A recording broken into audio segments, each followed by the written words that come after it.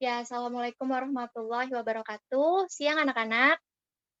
Waalaikumsalam Waalaikumsalam warahmatullahi wabarakatuh. Siang siang Ibu. Ibu. Ya, apa kabar nih kalian semuanya? Semoga selalu dalam keadaan baik ya. Dan semoga di kondisi pandemi seperti saat ini, semoga kalian bisa tetap menjaga kesehatan dan juga mematuhi protokol kesehatan yang dianjurkan oleh pemerintah. Nah, oke, baik. Sebelum kita memulai mata pelajaran pada hari ini, alangkah baiknya jika kita berdoa terlebih dahulu supaya materi yang kita sampaikan pada pertemuan hari ini bisa berjalan dengan lancar. Oke, dipersilakan untuk ketua kelas memimpin doanya. Baik, izin ya Bu. Oke, mungkin buat teman-teman semua, sebelum kita memulai pembelajaran pada siang hari ini, alangkah baiknya kita berdoa bersama-sama. Berdoa menurut kepercayaan dan agama masing-masing, berdoa dimulai.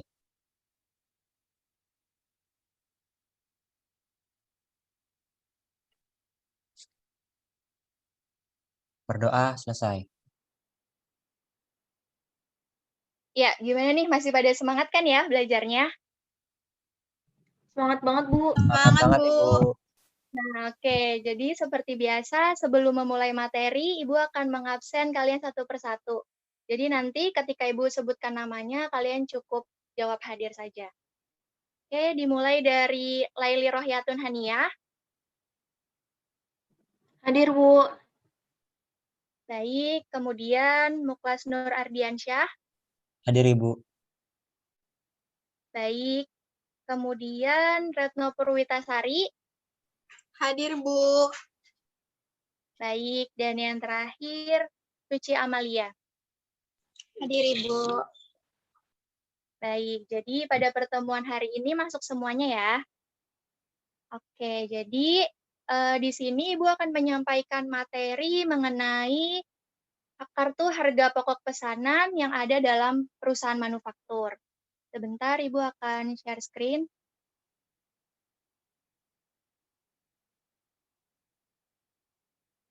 Sudah terlihat PPT-nya? Sudah Ibu. Sudah Bu.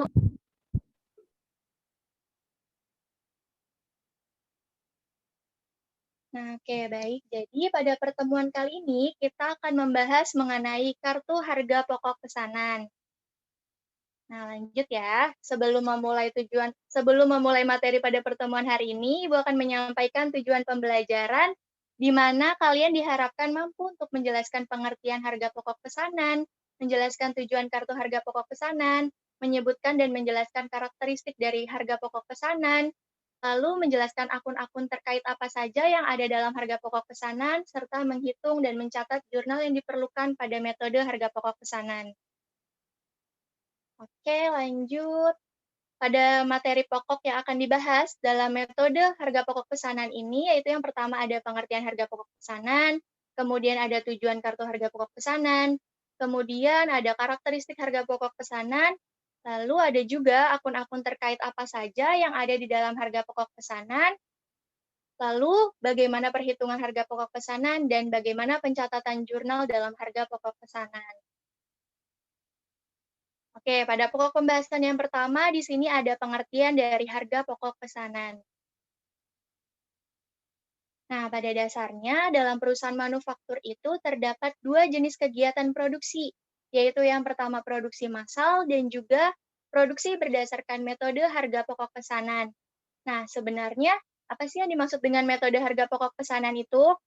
Nah, jadi dalam metode harga pokok pesanan merupakan metode yang digunakan untuk mencatat biaya produksi, baik itu biaya produksi langsung maupun biaya produksi tidak langsung, atas terjadinya kegiatan produksi pada setiap pesanan yang masuk, baik itu melalui perusahaan maupun dari luar perusahaan. Nah, oleh karenanya, untuk memudahkan pencatatan dan perhitungan pada metode harga pokok pesanan, biasanya perusahaan manufaktur ini akan membuat kartu harga pokok pesanan yang digunakan untuk mencatat setiap biaya produksi yang dikeluarkan secara terperinci. Oke, lanjut ya. Nah, di sini ada format dari kartu harga pokok pesanan, di mana di dalamnya terdiri dari keterangan nomor pesanan, jenis produk, tanggal pesanan, tanggal selesai, siapa pemesannya, lalu bagaimana sifat pemesanannya, jumlah serta harga jualnya. Nah, lalu di sini juga terdapat tabel dari masing-masing biaya produksi, yaitu ada biaya bahan baku, biaya tenaga kerja, dan biaya overhead pabrik. Oke, lanjut ya.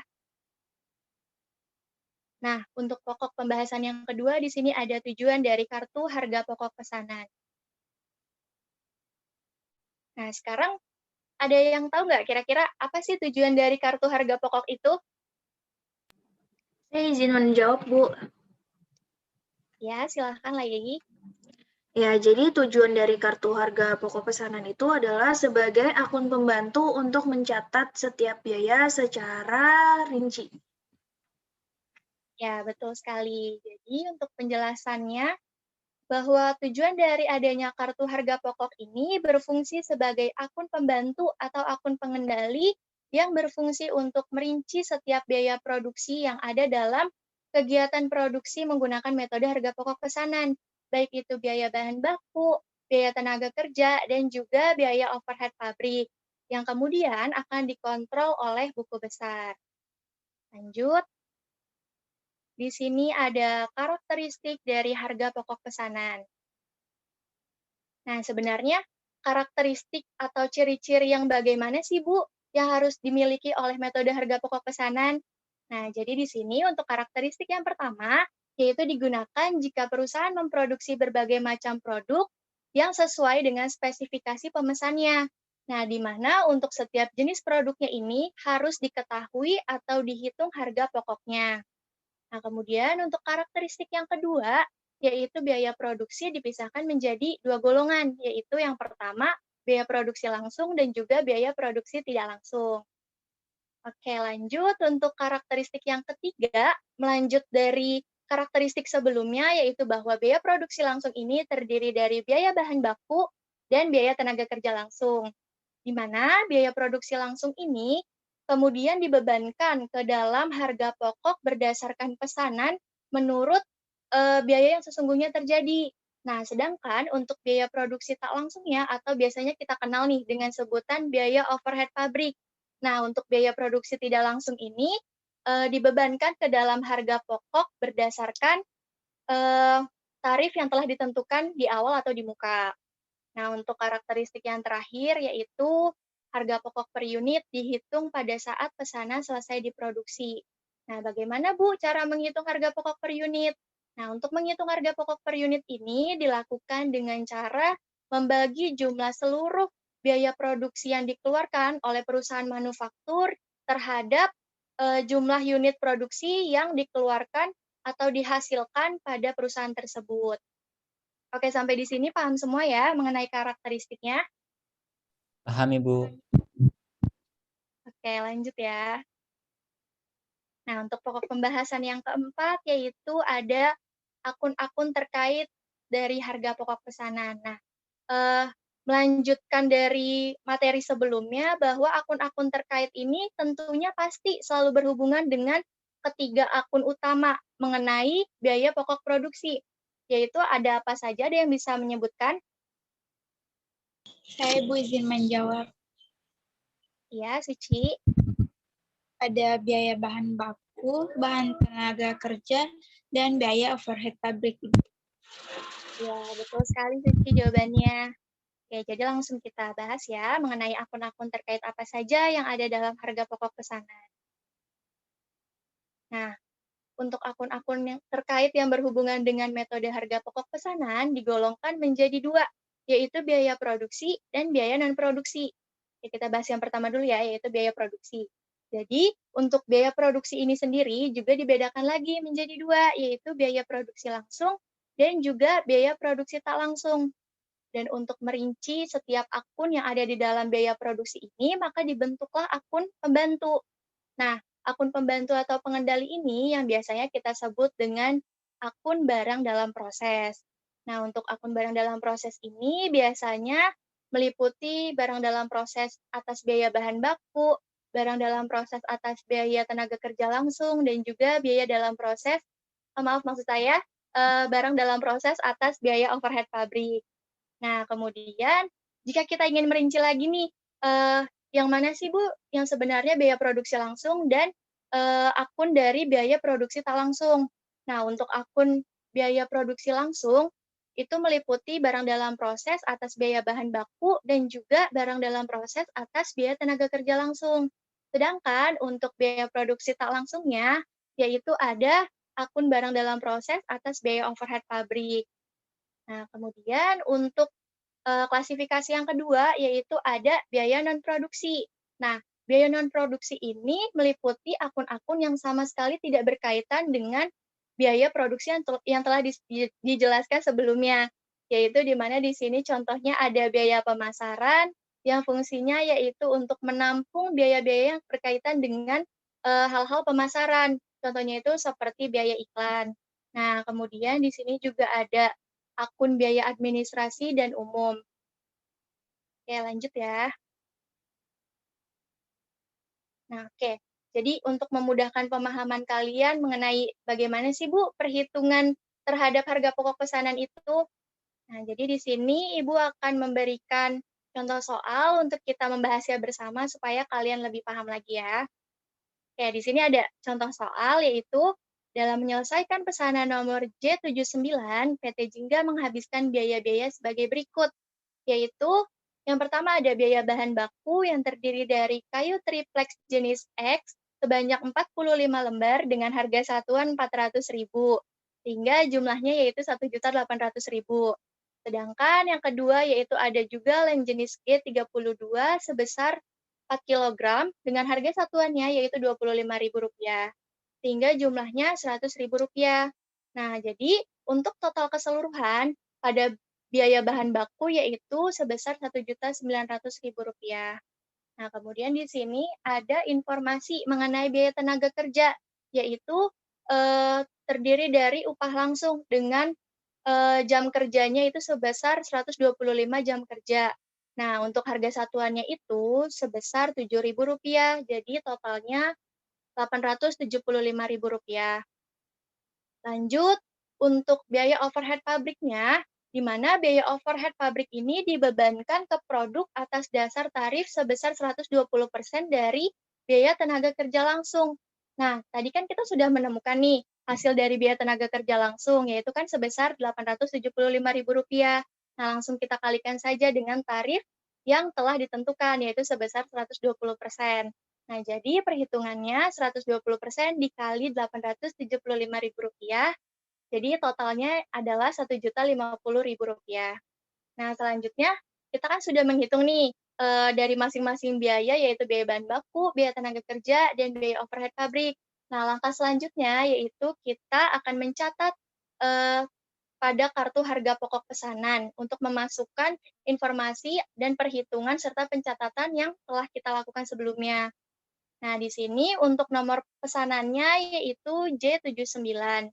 Dan untuk jenis produk, tanggal pesan, tanggal selesai, pemesan, sifat pemesanan, jumlah, serta harga jual, itu tidak perlu kita masukkan karena informasi atau data yang tersedia di dalam soal itu tidak ada ya. Tapi jika suatu saat informasi tersebut ada, maka jangan lupa untuk memasukkannya ke dalam kartu harga pokok pesanan. Oke, lanjut setelah kita mengisi keterangannya, kemudian kita akan memasukkan keterangan dan juga jumlah yang telah kita perhitungkan pada masing-masing biaya tersebut, yaitu di sini ada biaya bahan baku, kita tulis keterangannya yaitu triplex X dengan jumlah Rp1.800.000, kemudian juga ada lem G32 dengan jumlah Rp100.000. Jadi untuk total jumlah biaya bahan bakunya yaitu sebesar Rp1.900.000. Nah, kemudian lanjut untuk kolom biaya tenaga kerja, di sini ada maaf, di sini harusnya untuk kolom bagian jam kerja, di sini harusnya tertulis 125 jam ya. Ibu lupa mencantumkannya. Dan untuk jumlahnya yaitu sebesar Rp875.000. Nah, lanjut untuk biaya terakhir yaitu biaya overhead pabrik. Nah, untuk kolom bagian dasar ini, kan tadi kan di soal sudah dijelaskan bahwa biaya overhead pabrik ini dibebankan atas dasar dari biaya tenaga kerja langsung. Maka untuk dasarnya ini kita tulis yaitu biaya tenaga kerja langsung atau BTKL.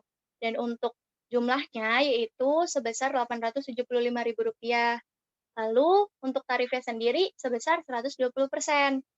Jadi untuk total biaya overhead pabrik yaitu sebesar Rp1.050.000. Nah, lanjut, setelah kita mengetahui nih dari masing-masing biaya, yaitu biaya bahan baku, biaya tenaga kerja, dan juga biaya overhead pabrik, kita dapat menentukan jumlah total keseluruhan dari biaya produksi, yaitu dengan menjumlahkan seluruh biaya bahan baku, biaya tenaga kerja, dan biaya overhead pabrik, yaitu kalau di total sebesar Rp3.825.000. Oke, sampai di sini paham ya mengenai pengisian kartu harga pokok pesanan? Paham, Ibu. Paham, Bu. Ya, oke, lanjut ya. Oke, kita sudah masuk ke pokok pembahasan yang terakhir nih, yaitu mengenai pencatatan jurnal dari harga pokok pesanan. Oke, sebelumnya Ibu akan mereview kembali nih. Pada pertemuan kita sebelumnya kan kita sudah membahas mengenai bagaimana sih Bu pembebanan dari biaya produksi terhadap biaya bahan baku, biaya tenaga kerja, dan biaya overhead pabrik. Kira-kira jurnalnya seperti apa? Ada yang bisa menjawab? Ibu, saya izin menjawab, Bu. Ya, Muklas, silakan. Jadi untuk mencatat pembebanan bahan baku itu dicatat dengan mendebet BDP dan mengkredit persediaan bahan baku. Kalau mencatat biaya tenaga kerja yaitu dengan mendebet BDP, BTK, dan mengkredit gaji dan upah. Sedangkan untuk mencatat pembebanan BOP yaitu dengan mendebit BDP, BOP, dan mengkredit BOP yang dibebankan. Ya, betul sekali Muklas jawabannya. Nah, jadi pada dasarnya itu memang pencatatan jurnal atas pembebanan biaya itu sama saja dengan menggunakan metode harga pokok pesanan. Nah, untuk lebih jelasnya di sini Ibu akan menggolongkan berbagai pencatatan yang dibutuhkan dari setiap biaya produksi dengan menggunakan metode harga pokok pesanan. Ini ada pencatatan biaya bahan baku dan bahan penolong, kemudian ada juga pencatatan terhadap biaya tenaga kerja, pencatatan biaya overhead pabrik, kemudian ada juga pencatatan biaya dalam proses, barang jadi, serta juga penjualan barang. Oke, kita bahas satu persatu ya. Oke, jadi di sini yang pertama adalah pencatatan terhadap biaya bahan baku dan bahan penolong. Oke, jadi gini, setiap kita ingin memiliki bahan baku atau bahan penolong, tentunya kita harus membelinya dulu ya. Nah, jadi di sini Ibu akan memberi tahu kepada kalian dan menjelaskan bagaimana sih Bu pencatatan atas pembelian bahan baku atau bahan penolong itu. Nah, jadi sama halnya seperti kita menggunakan akuntansi perusahaan dagang, bahwa pada perusahaan manufaktur pun pencatatan untuk pembelian bahan baku dan bahan penolong ini juga sama. Akan tetapi di sini perbedaannya hanya dipisahkan menjadi bahan baku dan juga bahan penolong. Nah, jika kita menggunakan metode perpetual, maka penjurnalannya adalah persediaan bahan baku di debit dan utang usaha atau kasnya di kredit sesuai dengan bagaimana sistem kita membelinya, yaitu baik secara tunai maupun secara kredit. Nah, sedangkan jika kita menggunakan metode periodik, maka akun yang didebet adalah akun pembelian dan akun yang dikredit adalah utang usaha atau kas. Nah, lanjut, bagaimana untuk pencatatan pemakaian bahan bakunya, Bu? Nah, untuk pencatatan pemakaian bahan bakunya di jurnal dengan cara mendebet barang dalam proses atas biaya bahan baku dan mengkredit akun persediaan bahan baku. Nah, lanjut, untuk pencatatan pemakaian bahan penolongnya itu, akun yang didebet adalah biaya overhead pabrik sesungguhnya, dan juga akun yang dikredit adalah persediaan bahan baku. Nah, kemudian muncul pertanyaan, kenapa Bu, untuk pencatatan pemakaian bahan penolong ini tidak menggunakan akun barang dalam proses atas biaya bahan penolong, Bu? Nah, jadi gini jawabannya anak-anak. Jika kita menggunakan bahan penolong, maka akun yang digunakan itu adalah akun BOP sesungguhnya, karena bahan penolong itu tidak dikategorikan sebagai biaya produksi langsung, akan tetapi dia tergolong ke dalam biaya produksi tak langsung. Oleh karena itu, pencatatannya mengenai akun yang dibebankan adalah menggunakan biaya overhead pabrik sesungguhnya. Nah, kalau untuk akun yang dikredit, karena pada dasarnya bahan penolong itu berfungsi untuk membantu atas bahan baku, maka pemakaian bahan penolong ini akan mengurangi persediaan bahan bakunya. Oke, mengerti ya semua anak-anak? Mengerti, Bu. Oke, lanjut. Di sini ada pencatatan biaya tenaga kerja. Yang pertama yaitu pencatatan terhadap pembebanan tenaga kerja. Nah, untuk akun yang didebatnya yaitu gaji dan upah, dan juga akun yang dikredit adalah utang gaji dan upah. Nah, kenapa akun yang dikredit utang gaji dan upah? Karena pembebanan tenaga kerja itu pada dasarnya belum terbayar. Nah, sehingga jadi pada waktu pembayaran perusahaan terhadap gaji dan upah pada tenaga kerja ini, maka akun yang didebat adalah utang gaji dan upah, sedangkan akun yang dikreditnya yaitu kas. Nah, kemudian untuk pencatatan pengalokasian serta pendistribusian tenaga kerja, maka akun yang didebat meliputi akun barang dalam proses, biaya overhead pabrik sesungguhnya, biaya administrasi dan umum, serta juga biaya pemasaran. Sedangkan untuk akun yang dikredit adalah akun gaji dan upah. Lanjut, untuk pencatatan terhadap, untuk pencatatan terhadap biaya overhead pabrik, di sini secara umumnya biasanya terdapat dua pencatatan yang sering dilakukan, yaitu pencatatan atas BOP sesungguhnya dan juga pembebanan BOP. Nah, untuk pencatatan biaya overhead pabrik sesungguhnya, maka akun yang didebat adalah biaya overhead pabrik sesungguhnya, dan yang dikredit adalah berbagai akun yang dikredit. Nah, untuk mencatat pembebanan biaya overhead pabrik, maka akun yang didebat adalah barang dalam proses atas biaya overhead pabrik, dan yang dikredit adalah biaya overhead pabrik yang dibebankan. Oke, lanjut.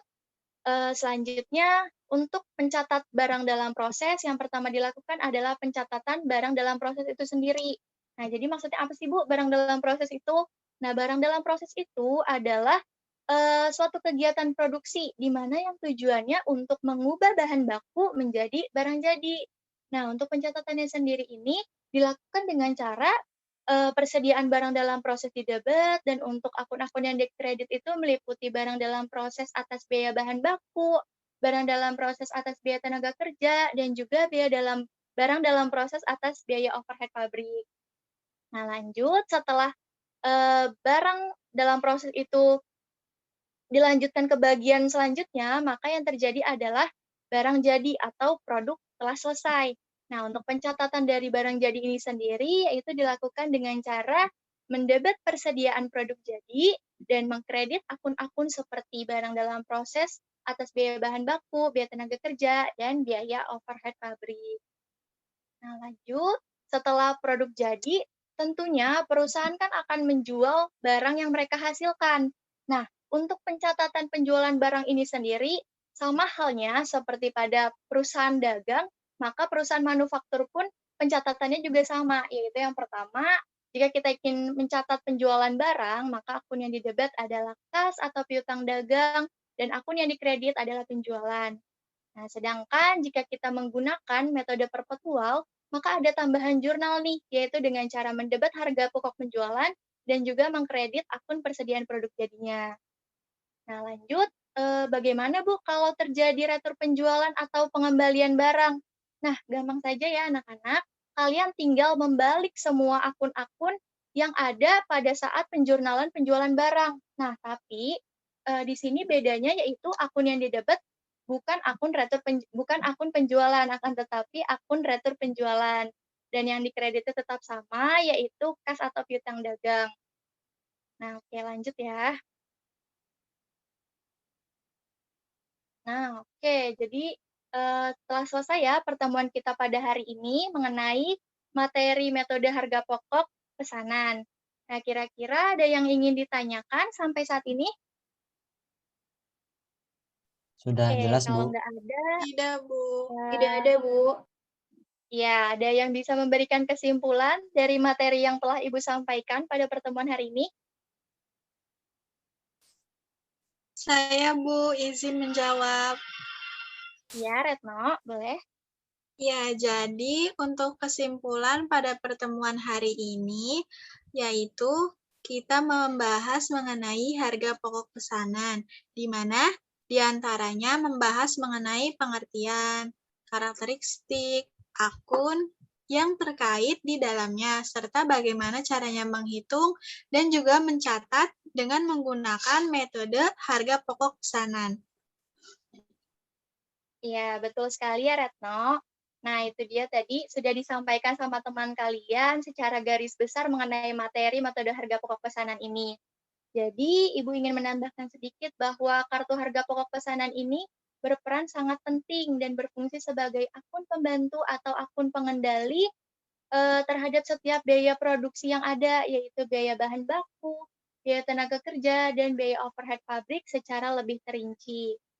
Nah, oke, untuk selanjutnya nanti Ibu akan upload tugas di GCR ya, untuk kalian kerjakan dan untuk deadline pengumpulan tugasnya yaitu 1 minggu dari sekarang, yaitu pada tanggal 25 Juni 2021 pukul 23.59. Jadi, karena masih ada spare waktu yang panjang, jadi Ibu harapkan ya untuk jangan mengumpulkannya secara terlambat. Oke, sampai di sini sudah dipahami semua materi dan juga info penugasannya? Dapat dipahami, Bu. Paham, Bu. Cukup sekian ya materi yang Ibu sampaikan pada hari ini dan juga pertemuan kita pada hari ini. Terima kasih untuk partisipasinya karena kalian telah memperhatikan materi yang Ibu sampaikan dari awal sampai akhir. Oke, Ibu cukupkan. Kurang lebihnya mohon maaf. Wassalamualaikum warahmatullahi wabarakatuh. Waalaikumsalam warahmatullahi wabarakatuh. Terima kasih, Ibu. Iya, sama-sama. Jaga ya semangat belajarnya. Baik, siap, Ibu.